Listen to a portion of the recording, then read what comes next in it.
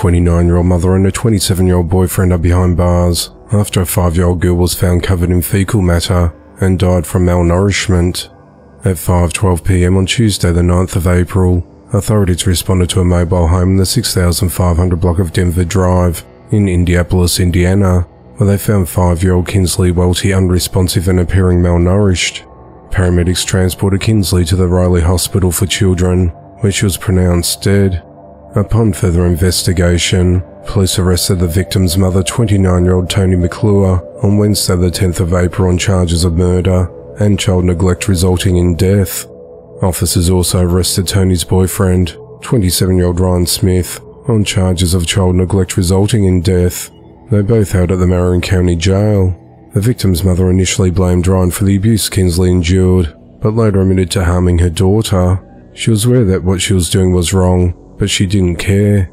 Police located a small closet inside the residence that was full of fecal matter. Toni forced Kinsley to stay in the closet, which she blocked off with a dresser. The young girl had feces on her hair and feet, as well as lice on her face and head. At the time of the death, Kinsley weighed less than she did when she was 2 years old. Toni admitted that she routinely put Kinsley in the closet and did bare minimum to feed her daughter, who often complained that she was hungry. Toni told officials that she was worried her daughter would eventually die due to her actions, but she said she didn't want the girl in her life. Toni's boyfriend told police that Kinsley had been kept in the closet since Thanksgiving and wasn't often allowed out.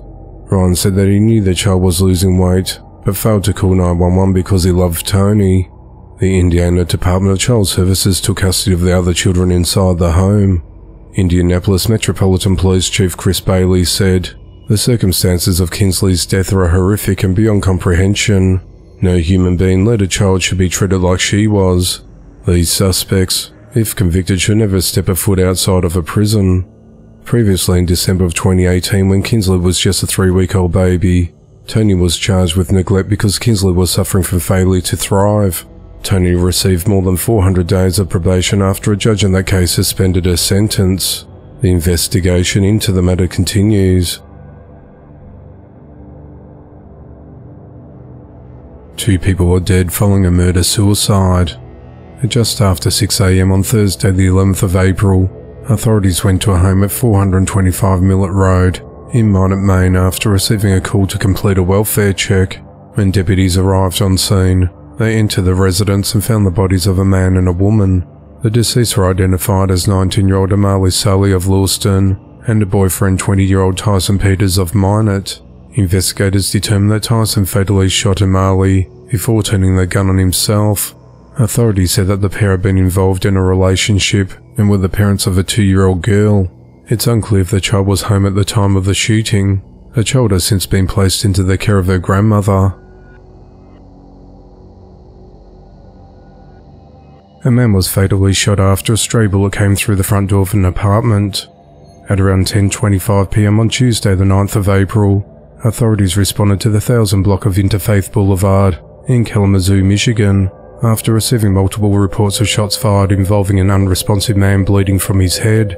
When officers arrived on scene, they found a crashed vehicle with bullet holes, multiple shell casings and a small crowd. Near the scene, officers found 53-year-old Mark Wayne Jackson unresponsive with a gunshot wound to his head inside an apartment. He was taken to a local hospital, where he was pronounced dead. Relatives said that Mark, who was from New Baltimore, was visiting family in Kalamazoo when he was accidentally shot and killed during a suspected drive-by shooting that occurred in the area. Authorities said the suspect shot at the occupants of a car and then ran away. None of the occupants were hurt, but one of the rounds of gunfire hit the front door of the apartment, going through it and killing Mark.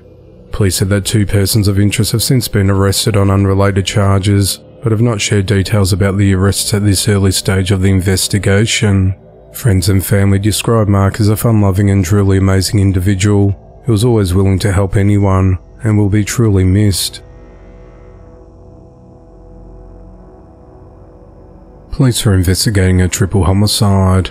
At 7:16 p.m. on Friday the 12th of April, authorities responded to the Jamestown's Apartments complex in the 4400 block of Duxbury Lane in Lawrence, Indiana on reports of shots fired. When officers arrived on scene, they found 2 women and a man with gunshot wounds. Despite attempting life-saving measures, all 3 people were pronounced dead at the scene. The victims were identified as 19-year-old Alia Wortman of Marion, 19-year-old London Coleman of Warsaw, and 27-year-old Spencer Lawson Jr. of Indianapolis. Investigators said the incident is believed to have resulted from a targeted attack, but have not provided descriptions of the suspect or suspects they are looking for, or a motive in the deadly shooting. Lawrence Police Department Captain Tracy Cantrell said, "Once again we're on the scene of a senseless crime. The Chief, the Deputy Chiefs and myself in the department, in the city as a whole, this is unacceptable. We have to figure out some type of way to diffuse situations like this that do not result in firearms being used to settle conflicts," he said. No arrests have been made to date, as investigation into the matter continues.